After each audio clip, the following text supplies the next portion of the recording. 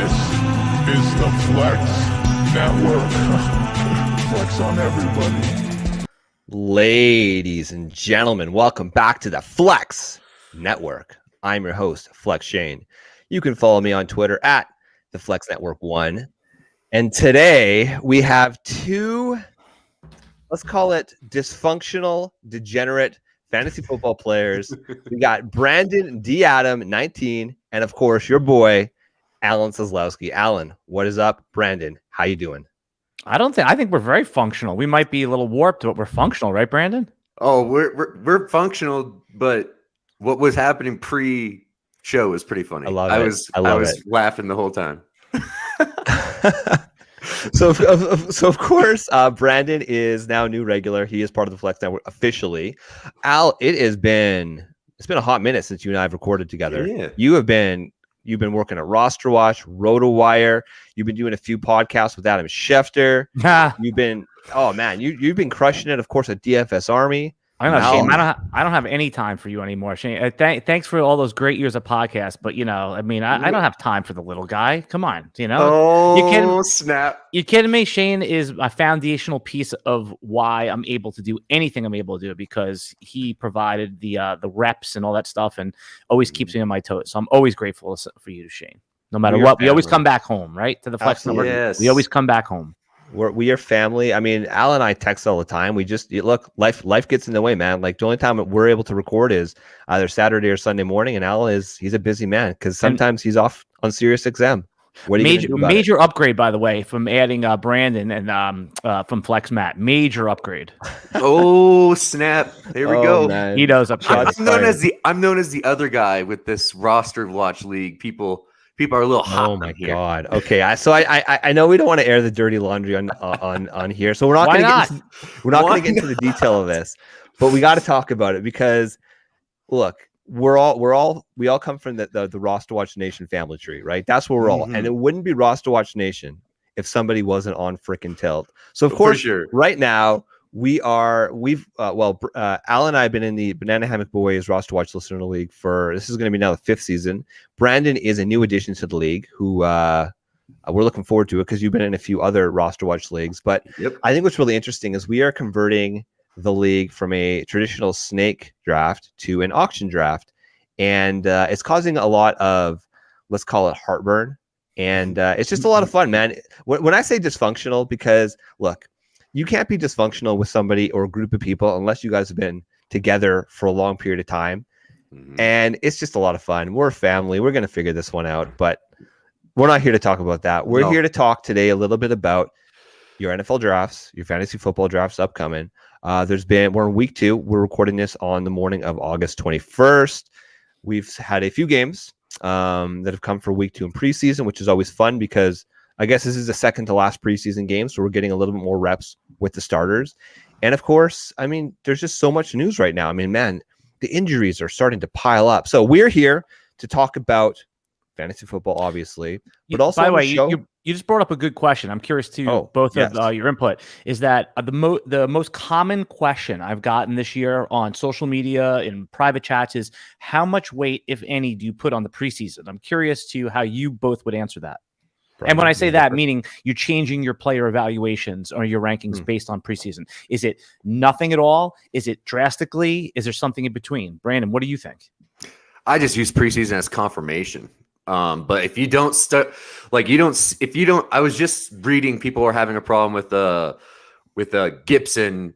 They were watching Gibson last night and they were saying he wasn't staying in on the third down. Of course, he's not going to be staying in all the reps in preseason. It's a preseason. Nobody really knows exactly how their workload's going to be preseason, but you're going to totally ignore all the passing options and the long runs he was making in preseason because he wasn't staying on third down. You're really going to put that on tilt? Like, that is preseason. They're going to get guys in on different looks just to see what they do. And people just relax on I just use it as confirmation just to see talent-wise, but like as the way they deploy them, just relax. It's just a preseason. How about you, Shane? I mean, yeah, I tend to agree with Brendan there. I mean, the truth is you want good news, right? You talk about confirmation. Sometimes you get that confirmation bias, though, right? Because guys who are a little bit lower on the depth chart are getting those opportunities or getting those reps because the starters aren't playing. So wouldn't be the Flex Network show without our stock watch on Rondale Moore. Now, I will admit I have not watched last night's game yet, so I don't know. But of course, Rondale Moore is going to get more touches because DeAndre Hopkins isn't playing now, right? So little things like that, you need to keep it in the back of your head. But look, good news is better than bad news, right? We want to see the usage. Bad news is good too. You want bad news because then it helps news. you. You want news, absolutely. Right? That's what I'm saying. So, like for example, I'll use it for like injuries. So Devonta Smith missed a couple weeks of camp, comes in and looks perfectly fine to me.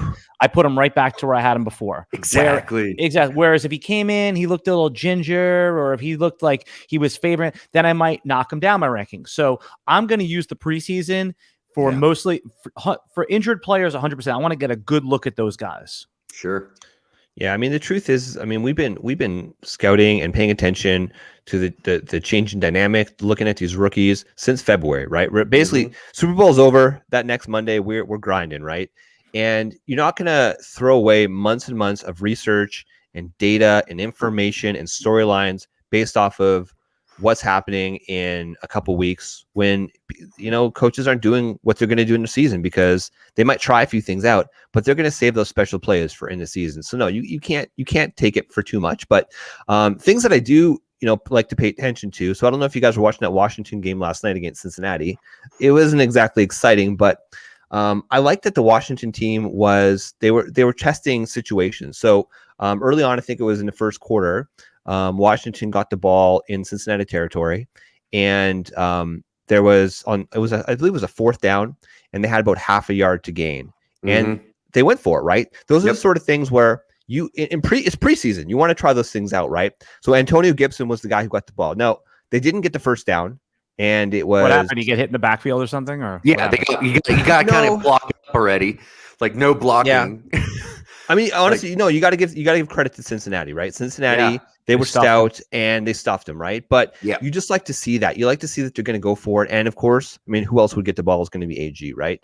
So those are the types of things I look for. For certain players, like Jacoby Myers is a guy that we might want to be talking about a little bit later on in the show. But this is a guy who isn't number one on the depth chart for the Patriots, but man, all he does is produce when he's on the field, and all he does is get targets and get open. And he's starting to really develop a chemistry with Cam Newton. So I just worry, like Nelson Aguilar is obviously the, quote, wide receiver one. I mean, he's really wide receiver two, let's call it what it is.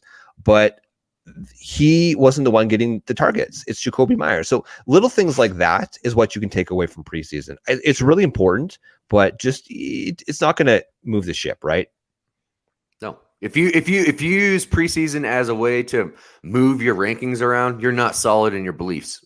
Like, to be honest. Yeah. But let me ask you that. So, and I've heard that philosophy before, and there is merit to it. But here's the counter argument. Like, for example, Shane brings up Jacoby Myers. Right now, we all like Jacoby Myers, getting him in like the 15th round. We're like, oh, great guy, you know, could emerge. But like, it's clear that if Cam Newton's the starting quarterback, this guy is going to be something similar to Julian Edelman, someone that's going to get like 8 catches a game. It might only be for 80 yards, but so you have this is where you could use the preseason in specific cases. Not like I said, we're not fundamentally shifting anything, but instead of taking him in the 15th round, if I'm stuck in the 11th, I might take a shot now. Now you say, what's the big deal from 15th to 11th? But it's a difference. I mean, it is a change in rankings. Now, I'm not saying you should do that, but there are specific cases in which, and again, I could be wrong for doing that. A lot of times they say, go back to your cheat sheet in May. That's the one you should use. I think that's sharp, Al. Look, most of these drafts that you're going to be in this year, they're going to have between probably 14 to 16 rounds, right? Like on average, roughly, right? Whether you're drafting a kicker, defense, whatever. So once you get past those first 10 rounds, or call it the first 100 players, that's where you got to start taking your shots, man. Because really, like, who knows who else is like eyeing that Jacoby Myers type player, right? And look, so I'm in an underdog draft right now with the Geek, Al, one of your broadcasting partners, and I've been easy money. you know what? If the geeks listening, put those earmuffs on for a sec. I'm actually really liking his draft. But just as this is a perfect example, okay, where Jalen Hurts, who Al, I'm super high on, and I know the geeks super high on. He's going at about 105, 106 in drafts right now in Underdog. His ADP is falling, but the geek took him right around, I think, ADP 80, 85, like roughly about 20 spots before his value. Brandon, because that's where Brandon, do the math for me. What round is that, Brandon? I'm relying on the smart guy here too. Okay. Oh, actually, I have my chart here if you want to know. So look, the 100s is right around at the end of round 9. I think that he actually took him in, I believe it was around 8. So about a round and a half, down 7 ahead of his ADP. And the thing is that I probably, because of just how we were drafting on the comeback, if Geek didn't take him, I would have taken him, right? So it's kind of like, all right, I'm willing to sacrifice a round of value at that stage in the draft because look, the opportunity cost just isn't there. You talk about the players that are going to be real difference makers in your starting lineup week to week. It's probably those first 7-8 rounds, and then after that, man, you're going for upside. You're going for upside. One of the things Alan Seslowski says all the time is in round 1, you're not going to win your draft, but you could certainly lose your draft. Well, guess what? In those later round picks, you're probably not going to win or lose your draft. So you might as well try to win the damn thing, right? Go for those upside players. And so that's actually kind of what we're going to talk about today, guys. We're going to talk about some of those arbitrage plays. Now, Al, we've been doing this. I just want to just underline what you said there. It's like in the 12th round of a boxing match, if you're, just take haymaker swings, right? I mean, if you're down on the card, just like try to knock the guy out. Throwing jabs and trying to win the round when you're down 8 rounds to 4 is not going to do it. Absolutely. But so that's what we're going to be talking about today. We're going to be talking about arbitrage players. So players on the same team where, say, maybe their teammate is going significantly earlier or even a couple rounds earlier in your fantasy drafts. Maybe want to pause. Don't pick that first wide receiver off that team and target either the second or third wide receiver. So that's what we want to talk about. Look, we all have a pretty good idea of those first 4 or 5. Like I would say right now in the fantasy football world that we're in, people are extremely sharp, right? Those ADPs early on especially are extremely sharp. So you're not going to really get tons of value, but where you're going to really differentiate yourself in your leagues and help you win your league, because frankly, that's why we're here, it's going to be some of these later round players. And it's not spending high draft capital on, say, a Jamar Chase and targeting one of his league mates, or teammates, I should say. So we'll get right into it. Brandon, who is one of your arbitrage players this year in fantasy football? Oh, it's the it's the most trustworthy wide receiver that you can get in round 11. That's Marvin Jones. Ooh. Marvin Jones moving to the Jags. Instead of drafting Laviska Shenault that you're trying to project, trying to figure out what the heck kind of usage he's going to get, or getting a DJ Chark, I would go ahead and get Marvin Jones and figure out that he is the number 1. If you watch like we just said, if you watch the preseason, you can kind of figure out where the quarterbacks are going with the ball early and often. And it is Marvin Jones. And Marvin Jones in the last 4 seasons had 3 seasons of 9 touchdowns. I can totally see him getting another 9 touchdowns with Trevor Lawrence down south. And he pulled up his numbers are last year. He had 76 catches for 978 yards and 9 touchdowns on 115 targets. I could totally see him replicating that kind of a season, and you're getting him in round 11, and that's a steal to me. I don't understand why he's going down there, but he is the most consistent wide receiver down in Jags land. So real quick here, Brandon. Marvin Jones ADP is 114, which is firmly in the middle of the 10th round. So yeah, absolutely. He's been dropping to the 11th round. Yeah. His league mates. Now this is based off NFC drafting. Now previously we were looking at underdog, but I'm really starting to transition more to your single season redraft type leagues. So the NFFC has DJ Chark at 84, Laviska Shenault at 90, and Marvin Jones at 114. This is based off of a week's worth of ADP data. So yeah, you're still absolutely getting a bargain on Marvin Jones. And Al, I mean, you've been doing work obviously over at Roster Watch, and maybe you've got a take on this because Byron Lambert has been at Jacksonville camp, and he has a very definitive take on Marvin Jones versus his teammates.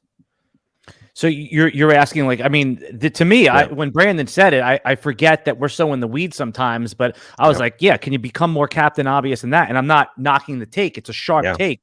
But if you're even thinking about drafting DJ Chark or Laviska Shenault at this point, after what you've seen in the preseason, by the way, in the preseason, there you go. Change. There you go. See a little bit. Yeah, you're nuts, because it's at very worst an equal chance that one of those three will lead them. And I would say, if I was betting, I'm putting every single one of my dollars on Marvin Jones. He's the veteran. He's locked in. He's only produced, and he's the trusted guy on that team. He's obviously taken on the role of the savvy veteran that still has it. And it's just like, that is the target for wide receiver. If you're targeting one of these guys, if you believe in Trevor Lawrence, you should be taking Marvin Jones. Now, if you're drafting in some sharper drafts, he's going to move up to the 8th and 9th round. Sure. I mean, he's not going to move ahead of those guys, but if you're drafting early and you get him in the 12th, I mean, it's not even worth discussing. It's so obvious. Yeah. I think what's really interesting about the Jacksonville Jaguars in general is, as far as I'm concerned, that entire team's kind of a mess, right? Like in a good way. For the team, right? For football purposes, I think they've got a lot of good problems to have, because they have a lot of talent on offense. The problem is, in fantasy football, I mean, we want reliable guys that you're comfortable plugging into your lineup week in, week out, right? And the only thing that I worry about is if you draft DJ Chark or Laviska Shenault, they might have a boom week, because that's going to be their week where Trevor Lawrence targets him. But then next week, they might have put up like a 4-burger or a 5-burger, right? I'm so worried about that offense. If you're going to target somebody because, hey, you think that they're going to be better than they were last year, they're not the best team, so there's going to be lots of passing opportunities later in games, and that obviously equates to fantasy points. You might as well wait. You might as well be filthy. You might as well get freaking Marvin Jones in round 10 and not take DJ Chark in round 7 or 8 of your drafts. I love it. Al, who do you have for an arbitrage player? So just want to make sure I understand what exactly we're looking for. We're looking for like an ambiguous situation where there's a huge ADP chasm. Exactly. Or there's multiple fantasy relevant wide receivers or running backs. I'll say it doesn't have to be wide receivers, right? No, so any position. Yeah. For me, it's there's one that just pops off the page. And there's so much uncertainty with Chase Edmonds, I don't even understand why people are taking him in the 5th round. I mean, maybe I'll be wrong. I hope so. I have him on a couple teams, but 5th round, whatever it is. But it's like James Conner has just as much a chance to be better from a fantasy perspective, and he goes the 11th round. If you are waiting on running back 2 or 3 or whatever it is, I mean, that one is the most stark of them all, because, like you've heard DeAndre Swift and Jamal Williams, but there's a huge talent gap there. We don't know if Chase Edmonds is good. We know he's good like sometimes, but we just don't know if he's going to hold up. And we know James Conner is good. He's been an RB1 for fantasy before, and obviously there's huge market doubt on him, which is why he's going in the 11th and 12th and 13th round. But that one pops off the page for me as far as arbitrage. Why take Chase Edmonds when you can wait literally 6 rounds and pick the round that you want James Conner in? Right. Yeah, Chase Edmonds is firmly going in round 6. Whereas, I've been getting him in 7. Whereas James Conner is going in, like you said, Al, the 10th, 11th, 12th round. So but that's pretty obvious. When the desperation kicks in, and the Titanic is sinking, people are gonna grab for those running backs real quick. And I know in underdog and best ball it's a little different, because best ball has shifted to a wide receiver heavy. There's definitely like a trend going on. But in your traditional home leagues where everyone's just grabbing at the running backs just before they run out, and there's perceived depth at wide receiver, I think that's Chase Edmonds is not going to make it out of the 5th round. Yeah, look, it's hungry, right? And a guy that, unfortunately, I mean, I was on the Myles Gaskin train with you, Al. Like, I was there with you. I believed him. And Malcolm Brown came in and took first team reps last week. So I think this week is going to be really interesting to see what Miami does in the backfield. But look, they're coming out already and saying that they're going to have specific situations for each of those players. So we talk about that running back dead zone. It's becoming a bit of a cliche. There's a reason that he's Chase Edmonds is going around 5 or 6, and he's not going around 1 or 2, even though he's the perceived starting running back for a very, what we think, prolific offense. And there's definitely some risk there. So I think that's a really sharp play out. I'll be honest with you. I'm kind of out on James Conner. I've just been burned before. And hey, maybe that's just my fantasy PTSD, right? Yeah, you're out on him when you have to draft him in the 2nd round last year, in the 3rd round. Yeah. Like, sure, you're out. But Now, just name me a guy that's going to get 60% snap share, 50% snap share that you're going to get in that round. Like, exactly. You have to look at the running backs in that area. There is literally, it's all like, hey, this guy's an injury away, maybe. Yeah, well, that's just it's all about the maybes. He's And at that point in the draft, you're playing to win your damn league. You might as well take James Conner. We have a question here, and it's from Driscoll GC. So, should I trade Keenan Allen and James Robinson for Adam Thielen and David Montgomery in a 1 PPR league? Brandon, do you want to take that one? What would you do there? Which side do you like? Allen, James Robinson for Adam Thielen and David Montgomery. So if this is obviously a dynasty question, I'm a proponent of moving players before they decline. And I'm actually Adam Thielen is a move on a trade candidate for me as a guy that's coming. Jefferson's going to have a bigger workload. Irv Smith is going to get some of those red zone touchdowns. So I see some TD regression, and this is probably the highest value you're going to get for Adam Thielen at this point. So honestly, I probably, it's actually very close. If you needed an RB2 that was solid, I get making the move for David Montgomery, but Keenan Allen, man, he has top 8 upside. Like everybody's forgetting about Keenan Allen. Like everybody disrespects Keenan Allen. But I wouldn't do this deal because James Robinson's capped because of ETN, and he's not going to get the passing work because ETN's probably going to get most of that passing work. He's given up Keenan Allen. Is this redraft or is this like a keeper league? Driscoll, are you able to answer? Is this redraft or is this? What were you answering? I'm saying, was Brandon answering it as a dynasty question? I'm answering as a dynasty. Yeah. Well, look, I'm assuming dynasty or redraft. We want to win this year, right? So let's just assume. Because we don't know what the hell's going to happen for next year, right? Keenan Allen this year. Let's talk go about ahead this and year. go Adam Thielen and David Montgomery. Let's just say it's like a 1-year keeper league. Just think of it like that. Yeah. Then I get it. I get the move. Yeah. Then that's fine because Adam Thielen will be a solid wide receiver 2 for you. That's going to have spike weeks. And David Montgomery is going to be a solid RB2 that has RB1 upside if everything falls all right. So I can see that. Sure. You know why Keenan Allen's getting forgotten about, and you made a good point by highlighting that.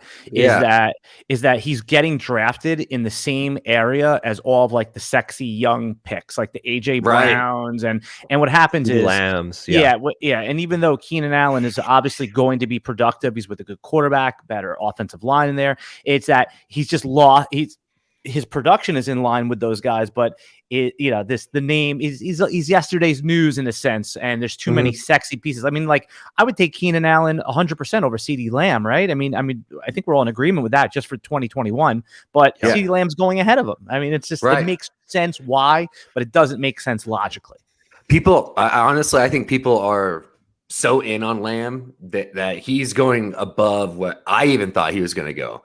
Like I'm a guy that thinks he's going to push at Amari Cooper for that one wide receiver 1 job, but I don't see him getting it this year. I see him pushing and taking some looks away from Amari, but I don't think he's going to be the wide receiver 1. Right. Like at best case scenario, you're probably looking at you remember the days of like Larry Fitzgerald and Aquan Bolden? Like they were both really good, but it was still Larry Fitzgerald, right? But I mean, Bolden was like a very worthy 1A, 1B, whatever you want to call it.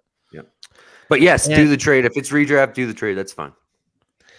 Adam Thielen had 14 touchdowns last year? Yeah, I think he's going to be more like 9. 9. I would say probably 7, 8, maybe. Like realistically, I know that pretty much last year when they were in the red zone, they targeted Adam Thielen. I've got serious concerns that Adam Thielen is going to be able to repeat that. I'm taking Keenan Allen over David Montgomery in my redraft leagues, especially in full PPRs.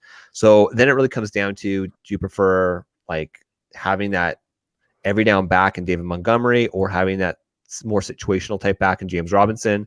We just talked about the Jacksonville team, and James Robinson 1 week might produce, and then on the next week he's going to put up a dud. I worry about that.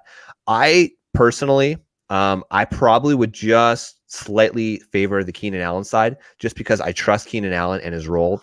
I'm not sold on David Montgomery. Again, Geek, I know Geek's high on him, Al, but I'm not quite sold on David Montgomery. I'm probably going to lean towards the Keenan Allen, James Robinson side because even though Etienne's there, James Robinson is firmly, we talk about training camp news, firmly the RB1 in that team. I'm leaning towards Keenan Allen. Al and Brandon are leaning towards the Adam Thielen, David Montgomery side. So where's it going? Where are you going, Alan? Yeah, I think that this trade's even. I mean, it doesn't. It's even. You can make a case for both sides. It's one of those things where like, just don't do it because if you're even questioning it, like, don't do it. It doesn't help or hurt you. If it's not obvious that it's going to help you in redraft, don't do it. Right. And I've said if I'm forced to pick though, I'm going the Keenan Allen, James Robinson side. And again, not that I can't be convinced the other way. I'm good with it. It's a fair trade. If you wanted to go with it, I understand it. Cool. If you want to ruin your team, just go ahead and do it. No big deal. That's right. I get it. That's right. Okay, guys. So, Al, before you joined the room this morning, I was telling Brandon that he is very quickly becoming the resident trash man. But you're kind of the OG trash man for the Flex Network. You're filthy. You're nasty. You're disgusting, and I kind of love it, frankly. And as we were going through these arbitrage plays, I am starting to smell a little smelly myself. Uh-oh. And look, so you guys are talking about guys that you can probably get in like round 10 or 11. I'm going to talk about a guy who is in the 200s. See, this is by the way, this is Brandon. This is good for Shane because like we would ask him for an arbitrage like in the past, and he'd like give us someone that goes in like round 3, and you're like, dude. He'd be like, well, I really think that David Montgomery's a good fade of Tariq Cohen this year. Like, no, he goes ahead of him. Yeah, exactly. But this is okay. Look, so in an offense that isn't really going to throw the ball all that often because they are very stout, they have a player named J.K. Dobbins who is a very good running back. Obviously, Lamar Jackson is a very good running back. But look, at wide receiver, I don't quite trust Rashad Bateman. I love him, love the talent. He's a little banged up. Isn't he out for like 2 months? Yeah. He's out for a bit. He's out. I trust that he's not going to get any production. You see what I'm talking about? You see what I'm talking about, Brandon? Okay. No, I'm not. Marquise Brown, I don't trust. The guy that I'm going for, Al, he's shifty. He's quick. He's reliable. He's got an ADP of 290 in the NFFC. His name is Devin Duvernay. Look, guys, you're not taking him around 10. You're taking him as the last pick in your draft. He's a guy who, look, Baltimore, say what it is. They have a very good offense. If you're in one of these leagues that has return yards, he can take punts. He can sometimes take kickoffs, more often punt returns. So we can get those extra special teams types yards. Devin Duvernay, it's filthy, it's nasty. In your 30 round return yard league, grab him, guys. So you're saying you're out on Devin Duvernay?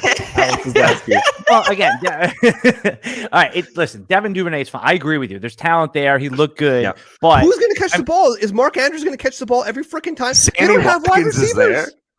Yeah, like I said, I'd be there for a week. Brandon, come on, he's going to be injured and out. I totally get it. I think it's a reasonable guy to identify, but I think he's more likely to be. Here's the but. No, I think he's more likely in your typical draft to be a guy that that he's like a hot waiver pickup because he got like 6 for 80 and a touchdown in week 1. I think, and again, if you want to gamble on that and take that in the last round, you certainly can. But he's more likely to be that guy than he is to be a drafted guy. So you're smart. No, seriously, we're goofing on you a little bit, but it's good to identify someone like that because you don't want to be surprised by who the pickups are in week 1 or 2 because then you're going to be less likely to try to pick them up. You're like, I didn't even think about that guy. I'm not going to pick him up as a one-time wonder. But just by telling them now, it's good because if they come up, you'll pick them up. Okay, so Marquise Brown has got an ADP of 109. Like, look, even if you want to just go with the wide receiver 1 on that team, he's going with wide receiver 3s that we just talked about with Marvin Jones, right? So you're not spending a lot to get Marquise Brown. I don't trust it. But then his league mate, Rashad Bateman, is still going to draft it at 172. Sammy Watkins, 190. Tylan Wallace. No, you're right. Somebody's got to catch the ball, right? Somebody's got to catch the damn ball. Maybe it's just Mark Andrews, and maybe it's just Jake. Yeah, Mark Andrews. That's who it's going to be. Yeah. Okay. Yeah. Right. No, but it honestly, dude, like I know we're mocking it, but like he could end up being like a Willie Snead type of production. So no, absolutely. It's not bad. It's not bad, but it's still fun to goof on you. Oh, I love it. Look, when we talked about smelly, nasty, trash manny picks, that's what I was going for. Brandon, give the people some actionable advice and not a Devin Duvernay type pick arbitrage here. Brandon, another and it can't be another sneaky. It can't be Rondell Moore. So everybody's. It's not. everybody, this is a veteran that's been on his team for a long time and has been kind of forgotten. And it's because of some new faces that came to town in Kenny Golladay, but you can just wait and get yourself some Sterling Shepard in your life and throw him in a flex whenever you need him. I don't understand why he's going in the 14th round, but that's a huge gap between Kenny Golladay and Sterling Shepard. And I understand you got Evan Ingram, you got Slayton involved, but Sterling Shepard's been healthy and he's always kind of been there. And I think if he was getting 90 targets last year, I could totally see him doing that and being able to capitalize on that, and having somebody with Kenny Golladay on the other side that's taking away some of that some of the DB pressure. I understand Sterling Shepard could be a nice one as well. If they're not getting in fights at camp, right? Al, yeah, what do you got to say? Did you see that? Shepard? Yeah, it was bad, man. It was bad. Shepard got into a fight. I missed that one. Well, Shepard. The whole New York Giants team, basically. Oh, yeah, that was a couple weeks ago, right? Daniel Jones a couple weeks ago. No. Sterling Shepard just fought like 2 days ago. Oh, again? Oh, yeah. There we go. He threw down after practice. Was over. To who? With what? I missed that. I totally missed that, Brandon. Tell me some more. DB. It was a joint practice. Who were they practicing with? The Jets? I don't even remember. I'm sorry, I'm putting you on the spot here. All I saw was a didn't picture hear of him swinging. Well, we know AB was swinging. That's for damn sure. Yeah. Al, what do you say about AB Shepard? Wild. No, Shepard's a good one. He was when you guys told me about this exercise that we're doing, Shepard was one of the guys I had on my list. I absolutely agree.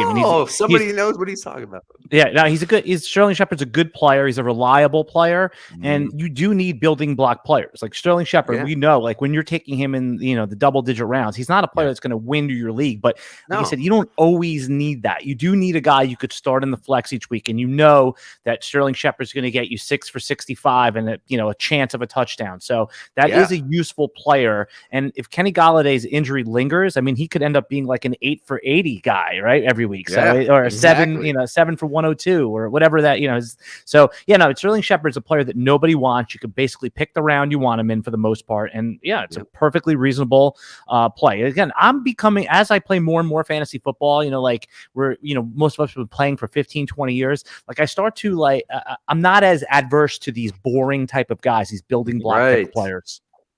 Right. They score fantasy points. Al, okay, so this is a bit of a tangent. He's the guy that during his rookie season and I guess really sophomore season, he was the guy that you were kind of taking shots on. What do you think about Daniel Jones this year, Al? Like, is this a guy that, look, you're not drafting him as your QB1, but are you okay if you kind of wait on quarterback in a super flex league? Because you're maybe, you have to make a decision between a Daniel Jones and maybe a Joe Burrow early in the season. So like a guy that maybe is probably going to be your QB3, but sometimes you got to play him as your QB2.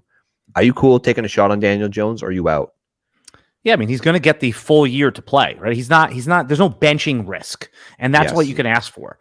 There's going to be turnover games. We saw the high upside. Now just take his career. He had a really good, promising year one. He took a step back in year two. So if those 2 years were swapped, we'd be like, oh my God, Daniel Jones coming to year three. He's progressing. Everyone knows the problem with Daniel Jones is the turnovers, the fumbles. We don't really care about that for fantasy. We do because it kills drives, but he's going to take shots. They did get the right player in Kenny Golladay, who matches up with his skill set of throwing down the field. So yeah, I like Daniel Jones. He's probably going to go undrafted in one QB leagues, but if you're doing the super weight on QB thing, he's the most likely quarterback going outside of the top 15 that can end up in the top 5. His rushing floor, people don't understand. Right. Like his rushing, he's got legs, ladies and gentlemen. He can actually give you points without having to throw that ball, and he's gonna sneak into the end zone several times a year. And people got to understand, if you look at the splits of DJ with Saquon and without Saquon, it's pretty obvious that when Saquon is in, this guy plays at a QB1 he could be a QB1 level. But without Saquon, without that stud in the backfield with him to take some of that pressure off, he was atrocious. And you could see that he was you could see the pressure was getting to him. But because Saquon's back, I'm back in, and I think he's going to be all right. I love it. Al, do you have another arbitrage play? Oh yeah. So was that yours? Daniel Jones was like an arbitrage, like off. No, I was just curious. I was just curious because we were talking about Sterling Shepard. Yeah. Yeah, a player that I think all three of us liked at the wide receiver position. Michael Pittman has dropped ever just off the radar since since the Carson Wentz. But like, were we banking on Carson Wentz being good? Yeah, people are overreacting to that whole situation, man. And it's not so much as an arbitrage because like none of the Colts receivers go early, but exactly. Yeah, but his ADP was like it was like round 9, and now it's like round 12. It's amazing. Nothing's changed. Nothing's changed. Like he's a big bodied wide receiver that you could throw the ball to. So I would say that if you are really attacking the run, my draft strategy is I like to attack the running backs early, and then I know it's a wide receiver fest, but I just can't help myself from not taking one of those dual threat quarterbacks in round 5. And then I see the tight end I like in round 6. And before I know it, I'm like, oh my God, I need to get wide receivers. Pittman I'm happy to have him as my wide receiver too. If things go poorly, he's going to have 100 targets. Man, go ahead, Brandon. You got something to say. You couldn't have said it any better. Thank you very much. I was getting crap because I wanted to talk about Michael Pittman during our mock draft, and we waited on him, and he was our wide receiver 4 in that mock. People got to understand that he was injured last year, but everything that's coming out of camp about him is that he's dominating deep camp. Like he is their number 1, and it's obvious. Yeah, and he profiles as such. And also, what's a good fantasy football strategy, even though it's a small sample size, see how the team used the rookies in the playoffs if they're a playoff team, because they're not after week 9, they're not rookies anymore. They've gotten up to speed. They know the rituals and routines. And if you look at their playoff loss, they targeted him 10 times. They are forcing him the ball because that's how you're going to win football games, by running Jonathan Taylor behind that offensive line, even though it's a little dinged up, and giving it to your number 1 wide receiver. Now, T.Y. Hilton, he's certainly going to be like a Marvin Jones type but T.Y. Hilton in his peak was like an 85 target player. So there is room for somebody to have 125, 130 targets. And Michael Pittman you're going to land on him every time. You're going to win on them. You know what's kind of interesting here, guys? A lot of the guys we're picking out here, they're all right around like rounds 10, 11, 12 year draft, which is it's kind of a sweet spot. These are all upside plays, and I think that's really sharp. So Al, this was actually I wasn't so last year during the whole rookie season, right? I wasn't in on Pittman, and then you said, Shane, you got to go take a look at Michael Pittman. You got to watch that tape again. And I went back and I watched some of those games, and man, he definitely jumped off the page in college. And we didn't see it early on in the season last year, but we saw it around the end of the season. And like you said, Al, as he was getting acclimated to the NFL, it was a learning curve, and he got there. Indy's really interesting. I mean, a guy that I think just in general, Al, that you and I have loved is Paris Campbell, but he can't stay healthy. All reports are that he is healthy now as of today, and that he's doing really well in camp, which I love. A guy that, look, you're not going to be drafting him in redraft leagues, but in dynasty leagues, Mike Strawn, aka Mike Strachan, is pronounced Mike Strawn. I learned he's a guy to keep an eye on, as you know, if Michael Pittman does get hurt, maybe Strawn can come in and make a difference. But yeah, I think Michael Pittman as ADP. Our friend Cody Carpentier liked him a lot, so that's good enough. He did, me. Yeah, absolutely. For me. Absolutely. Yeah, exactly. Cody Carpentier of Roto Wonderworld, he is about as sharp as I get. And I'm really glad you brought that up, Al, because one of the things I like to do, you say, go look at your draft boards back in early May. Well, one of the things I went and I looked at was we were doing those joint mock drafts, those rookie mock drafts. Funny to look at those boards, right? Yeah, exactly. Yeah. But we did it with Roster Watch and the Roto Wonderworld folks. And a guy that you got in both of those drafts, Al, and you were mocked for it relentlessly, but he is the darling of the preseason. Ramondre Stevenson, man. Damian Harris looks good. People just to give Brandon some context and the audience some context, was we were in the 4th round of a rookie mock draft in February, and I took him over Nico Collins. And again, fine, if you like Nico Collins, that's fine, but it's not egregious. It's not crazy to say, hey, I like Ramondre Stevenson over Nico Collins. I mean, you could have an opinion. I like this guy, but they were acting like I had just drafted like my buddy who doesn't play in the NFL over, so that's why Shane's bringing this up. No, he's been good, man. Could have not been taken the 4th round of a rookie draft. Not bad. Absolutely. I mean, and so I guess to preface this by saying this was like pre-NFL draft. So we didn't know where Ramondre Stevenson was going, but Al knew that type of player can have an impact in the NFL. He's like Garrett Blunt. He's the Garrett Blunt with some wiggle, baby. Yeah. He had a big run in a bowl game too. That's where I first became aware of Stevenson. Was he broke a big one off, and I was like, oh, this guy's got speed and size. And again, I didn't know much else about him besides. But again, it doesn't matter who the competition. If you can do that and just outrun the DBs, I'm interested in you in the 4th round of a rookie draft. Absolutely. What's kind of funny is like Ramondre Stevenson didn't test very well, but sometimes testing isn't the whole story. It's what can you do in pads. Neither did Dalvin. Exactly. And can I just have a take on the New England Patriots in general, guys? Right now, because they're my team, I gotta have just one quick take here. It's gonna be boring football. It's gonna be grinding football. But man, they got little JJ Taylor, who look, I'm not a tall dude. I'm 5'6". JJ Taylor's 5'5". He's shorter than I am. Yeah, I'm 5'6". Yeah, I'm in a wheelchair and I'm taller than 5'6". Hey, yeah, but Shane's muscular too, though. Like exactly, I'm all frumpy and shit when I walk around. Shane's cock diesel. I'll give him that, man. Oh, I try. But so little JJ Taylor, man, Damian Harris, Ramondre Stevenson, James White's still there. They're gonna have hopefully 2 healthy tight ends. This team is gonna grind out freaking wins, man. What did I say last time? I said that. Oh, I know you did, man. But this is what's happening. And Al, just another thing for those of you who watched the preseason game on Thursday night, New England Patriots, Philadelphia Eagles. I don't know what the fuck is up with Jalen Hurts. I guess he had like some sort of a stomach bug, had to go to the hospital. Yeah. That's not fucking good. But Joe Flacco got to start with the starters. And Philly, they are looking bad right now. I love myself some Devonta Smith. I love myself some Jalen Hurts. I'm worried, man. Do you remember that year? All right. Do you remember that year that the Bengals went 0-4 in the preseason? Everyone was like, "Oh my god!" I forget who the starter was, who was ahead of Andy Dalton, but they had an entrenched starter. It was Carson Palmer. Palmer, right? He retired. Yeah. They were like, "Oh, the 2nd round rookie's going to start." They went 0-4 in the preseason, and then that team, that Andy Dalton rookie team, made it to the playoffs. Yeah, sometimes they may look bad but it's just they are an NFL team. That's why when people are fading Detroit for a team like Detroit, who has talent on the team, for completely saying they're the worst team in the NFL besides Houston, I say don't be so sure. These are still professional NFL players. True. Yeah, I mean, and that's a good point, Al. I think where I'm trying to go with this is look, the dynamic of the Philadelphia Eagles offense changes dramatically when Jalen Hurts is on the field versus a Joe Flacco. That's a good point. So for those of you who like Superflex leagues, hopefully you do. A show you guys have to listen to is go to the DFS Army feed on your podcast. And Al and the Geek had a show on Superflex. I think you recorded it yesterday, Al. I listened to it last night. So you recorded it yesterday. And look, they had some extremely sharp points. Really fun listen. I love when Geek and Al are arguing, because that's what they do, man. They're old friends. They pretty much get on and they bicker, and I love it. It's all sharp football content.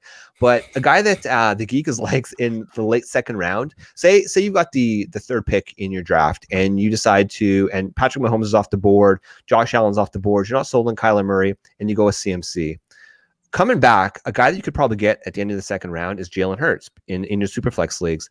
Al, you're a little bit more reluctant to grab him because you talk about you want that guy you know is going to start for the entire season. In the second round. Yeah, in the 2nd round. Absolutely. Right. Yeah, absolutely. At that capital.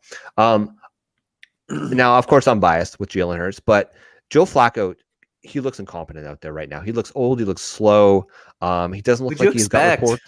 Well, that's just it, right? So, look, if you guys are going to draft Jalen Hurts in either probably or late round 2, early round 3 of your Superflex leagues, I think he's going to be the starter. I'm okay with it, but just be warned, man. That Philly team, there's some question marks to it. So, okay, we're teetering on 45 minutes here, Brandon. Just give me 2 or 3 really quick arbitrage players that you might have. Al, you can do the same. I'll do the same. We'll fire out of here. We'll get out of here. And let me give one more each. One more each should be good. One more each. Because then we'll each have some tangents and stuff like that. All right. Brandon, who you got? My next guy is a dude that got me through last year when injuries came down and when Julio Jones wasn't there. You can get my guy, Russell Gage. Russell Gage is a guy that is going to be having a workload increase, and that's been getting good reviews from from camp. The coaches like him a lot. They think he is going to be the wide receiver 2 in this offense. Hold on 1 second. And just for those again who most of the people that follow this podcast are year round. They love fantasy, but for those who are just tuning in, getting in now, Russell Gage is the wide receiver on the Atlanta Falcons. Yes. Wide receiver on the Atlanta Falcons. I'm sorry, but yes, he had 109 targets last year. 72 catches for 786 yards and 4 touchdowns. And if he's going to be legit the wide receiver 2 in this offense, I don't see why the TDs wouldn't go up. And I don't see why he wouldn't get a little bit more of target share. But that was a pretty good target share for last year. And Kyle Pitts isn't going to take everything. So I just feel like Matt Ryan's going to have to throw to somebody else besides Pitts and Ridley. And I think Russell Gage is that guy that can provide you some upside. And he also throws the ball as well, so he can give you some trick play value as well. There you go. Yeah. Now, you know what's good is like this is a perfect example of going back to your rankings in April and May, because Brandon was talking about Russell Gage as a sharp dynasty pickup, as a redraft, late round when the season ended. He's like, they're trading like. And then you go away from that because you start liking other players. So this is a perfect example, you, Mr. Listener out there, that if you had a board, if you play fantasy all year round, if you have a player like Russell Gage and liked him after the season, stick with that take. Stick with him. Exactly. Can I just say, man, I'll admit, I was not on the Calvin Ridley bandwagon. Ooh, baby, you better get.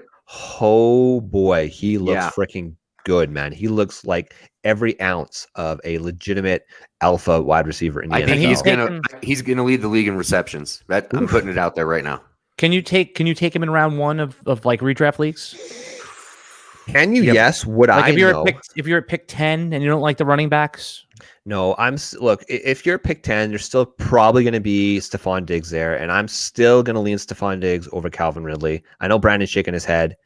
I'm not quite there yet, but again, maybe that's just my bias. Yeah, I'm good, Brandon. Dude, go just grab my guy Gibson and just get Ridley on the way back. Well, the problem is you can't do that anymore. So I'm just like, again, and maybe in your home league, yes, you can. So I'm just now I've pulled up NFFC ADP, which is the high stakes leagues, and again, where's Gibson going? So I just pulled for the last 3 days. There's been 32 drafts that went up, so it's a decent size sample. Gibson's up to 13 overall, so he's on the 1-2 turn, and his so. Also, when I say there's a min-max, min means the earliest he went, and max means the latest he went. Gibson's min pick is now 4. He went 4th overall. And his max pick, this is in the last, and his max pick is 20. Meaning that And then Calvin Ridley is 16 overall, so right where you kind of pegged him to be, and his min is 10, his max is 22. I'm telling you, dude, you can get Gibson and him. Like I pulled it off. Absolutely could, yeah. It's not like yesterday. Last night I did an underdog just to prepare for this, and I got Gibson and here we go. So which one do you take first? You're picking 10. I got Zeke at 9. Yeah, that's unusual. That's crazy. That's unusual. Yeah. That's unusual. Good. And then I got on the way back, I picked up Gibson at 16. Yeah, that makes sense. If you had to choose though, Brendan, who are you taking, Gibson or Calvin Ridley? Right, because you're going to have to choose. I don't think there's a situation in most drafts, maybe not in most, but in some drafts, we're going to get a shot at both. Because of wide receiver depth, I'll get the rare running back. That's just what I'm doing. Yeah, and again, by the way, Shane, that's what Brandon just said is really indicative of what this season is. Like, there's more certainty, and I could tell you that if we were making a bet, like an even money bet, who's going to have more fantasy points, Calvin Ridley or Gibson? I'm going to put my money on Ridley. But we all know that Gibson has this sick upside, and that there's depth at receiver. So you're passing on more sure things at receiver to collect those elite running backs in 2021. It's just a strategy that seemingly people are adopting. Yep. Can I say one thing, guys? So Al, we're degenerate. We've said this since the beginning of the show. I've been drafting on Underdog since about February when those drafts opened up. I believe you've been the same way. I finally decided to jump in a DraftKings best ball this week. The ADPs are soft in DraftKings right now. In Underdog, it's hard to find value in Underdog. Go jump in a couple of DraftKings leagues. The ADP is soft right now. I'm pretty sure I got PPR, Gibson. Right? It's a full PPR. Yeah. So which is a little bit more emphasis on the wide defense. receivers. Any kicker defense? I think there's no kicker or defense. No, it's just it's all substance, baby. But go hit that up because there's definitely some soft opportunities there. Al, give us one more. Okay. Oh, we're going. I gotcha. And again, I just want to make sure I understand that there's players that are going late where their teammate is going significantly earlier. Correct? It doesn't have to be later. It's just the guy going after his teammate. Okay. All right. So if there's a cluster of players that are all bunched together. And that's the Pittsburgh Steelers wide receivers. Everyone, for some reason, everyone seems to, the market seems to favor Deonte Johnson because he got those incredible amount of targets, especially at the end of the season. A sharp colleague of mine pointed out that you have to be careful with Deonte Johnson's target share because they were using him as like the quasi running game. And now that they have Najee Harris, that certainly should filter away some targets from the short passing game. So Deonte Johnson's a perfectly good pick. But if you are into taking a Steelers wide receiver, there's no reason not just to take Juju Smith-Schuster. It's because it's 2 rounds later. So you could still get a 5th round player instead of Deonte Johnson and then get a Juju Smith-Schuster share. Now, again, you have to have the mindset that all 3 of these guys have equal chance to produce. Now, if you are just of the mindset that Deonte Johnson is the declared alpha and that is it, then this philosophy will not work for you. Claypool's alpha. Yeah, I was about to say, you can see Brandon's eyes just twitching because we know that he's absolutely a Claypool guy. Just please stay healthy. Just stay healthy. Oh yeah. Oh god. Yeah, I mean Claypool's like a league winning. I know that you're not supposed to like say league winning, but like if he's like the perfect wide receiver 3 type because you want a Will Fuller type, someone that can get you 40 points, and you don't mind when they get you like 4 points because you filled it in with 2 other receivers. Exactly. I've been getting him consistently when I was doing underdogs early. He was my wide receiver 3 consistently. Yeah. And now he's sometimes my wide receiver 2. Cool. Shane, what's your last arbitrage? Okay, so I'm going to cheat here because I've got a few guys that I want to just name. We won't talk about everybody, but just for the people, some guys you can get really cheap on their teams. Robbie Anderson, he's battling the hamstring. He's had injuries in the past. Robbie Anderson is a guy maybe you want to take a shot on. If you want to be cheap, a guy like Terrace Marshall might be a guy you want to target. Again, last draft. Tyler Boyd is going at 75. He's the 3rd out of the 3 wide receivers. In Las Vegas, Bryan Edwards, he's going up ADP 174. And a guy, for some reason, that people are just not totally in on. He's the 3rd wide receiver being drafted on his team. He's got an ADP of 128. His name is Devontae Parker. Yeah. It's filthy. It's nasty, but he's an alpha, man. So those are some players that I'm targeting late in my draft if I don't get all the alphas. I like it all. Sounds good. All right, boys, we're going to end it there. That was a lot of fun. Al, thank you so much for coming on. Brandon, anytime. Fantastic job as usual. So, of course, Al, how do people find you? And maybe just tell the good people some of the things you're working on right now. Sure. Twitter is where I post everything, just like, at Alan Seslowsky, AlanSeslowsky. I'm sure Shane will link it in the video and also it's already down there, baby. Yeah. And then also and if you're listening on the audio podcast, it'll be in there too. So on Twitter, if you want to ask me anything or if you wanted to see any of the stuff that I'm putting out. And to be honest, for anybody that's listening, Alan is one of the most approachable guys in anything about fantasy football on Twitter. Just write him. He'll just don't talk about auction leagues. That's all. No, we can talk about auction leagues. I'm bugging. I don't mind. I don't honestly. I don't prefer auction leagues over sync, but I'll do them. I'm in a few this year, but I'm not going to start an auction league at 9:30 at night when I go to bed at 9:30 at night. Hey, an old man. He takes his Centrum Silver and goes to bed. He's an old man. Guys, Alan's being modest. I'm up early. Legitimately, Alan, you are busting. You are making a name for yourself in this fantasy football space. Killing it. You're doing work at Roster Watch. You've joined the show a few times on SiriusXM. You're doing a lot of work over at RotoWire. Of course, you're grinding over at DFS Army. And of course, the Flex you're Network. Doing a few shows here at my the home Flex base. Network. The home base. Absolutely. Brandon Adam. That's right. At Brandon D. Adam 19 on Twitter. He is another guy you can approach. Do you have anything to say before we go out here, Brandon? No, not really. Just have a good time drafting. Get your guys. Come on, but wait, hold on. We're not letting you out on no. Give the people one. I'll give one last take. Give one last Rondell Moore take. Let's go. Come on. No, wait. How about this? Here's a good way to go out. You can answer however you want. What do you think the biggest mistake people make while drafting? They draft with their heart and not their head. Like a lot of guys, especially when I see in home leagues, like people are just reaching all over the place, which creates value for sharks like us. And then they wonder why they don't win leagues. It's because they are drafting with their heart instead of their minds. So when you go out and Shane says, "Do you have anything else?" You just give one little juicy piece of advice. Absolutely. That's it. Well, no, that was good. That was good. Shane, how about you? What do you think the biggest mistake people make while drafting? Don't draft last year's best team. Exactly. That's a big mistake as well.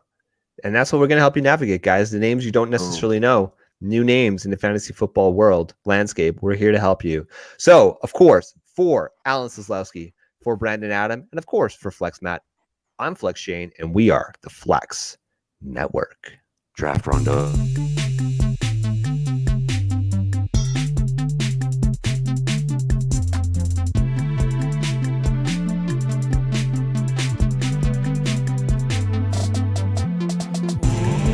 This is the Flex Network. This is the Flex Network. Flex on them. Flex on everybody. This right here is the Flex Network. Yeah.